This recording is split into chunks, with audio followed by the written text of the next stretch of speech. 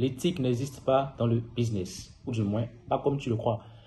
D'abord, c'est quoi l'éthique? L'éthique, c'est quoi? C'est quoi l'éthique? L'éthique, c'est l'ensemble des principes moraux qui guident ce qui est bien ou mal dans ce que nous faisons, dans nos actions. Tu crois probablement que pour vendre, il faut être honnête à 100%, il faut être transparent à 100% sur tout ce que tu fais.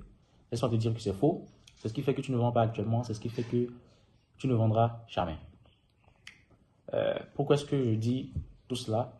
Je te donne un exemple rapidement pour t'expliquer concrètement ce que j'essaie de développer. Comment est-ce que moi j'ai fait pour avoir mon premier client lorsque je venais de me lancer dans le business? J'avais pas encore de témoignage, j'avais zéro client à mon actif, zéro social proof. Comment j'ai fait malgré cet handicap-là? Eh bien, je suis arrivé tout simplement parce que j'ai réussi à créer de la confiance, réussi à faire naître de la confiance en mon prospect.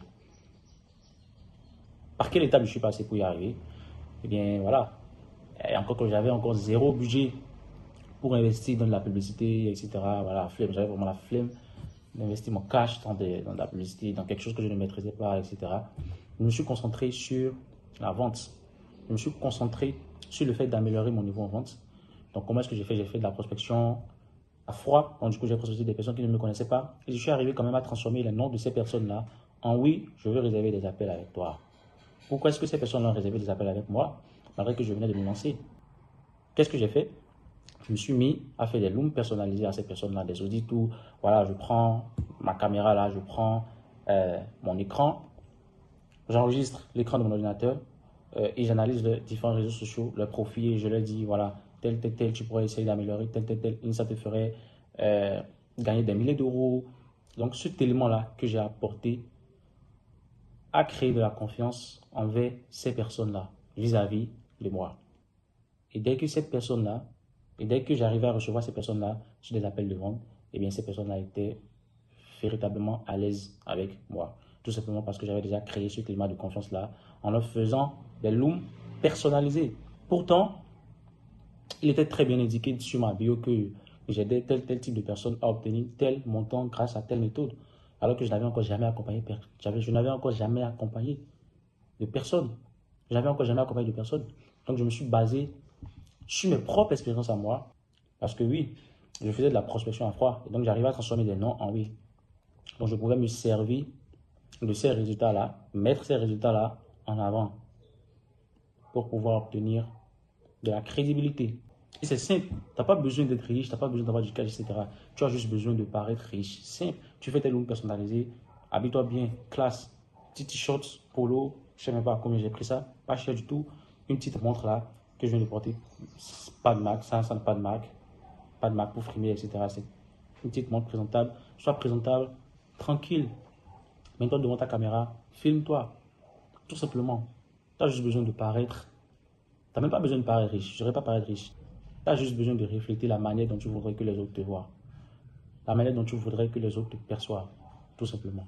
Et donc, tu vois, ce qui est éthique pour toi n'est pas forcément éthique pour ton client ou n'est pas forcément éthique pour ton concurrent. Parce que là, je dis tout ça, mais pour une autre personne qui vient, qui regarde cette vidéo, cette personne dira peut-être que ce qu'il fait, c'est du mensonge, etc. Blablabla, nanana, etc. Et pour illustrer ce que je dis, concrètement, je vais vous donner un autre exemple. Il y a de cela, il y a quelques mois, je suis tombé sur un post sponsorisé, etc., qui parlait de nouvelles stratégies d'acquisition client. C'est un mec qui voulait vendre un accompagnement sur l'acquisition client, etc.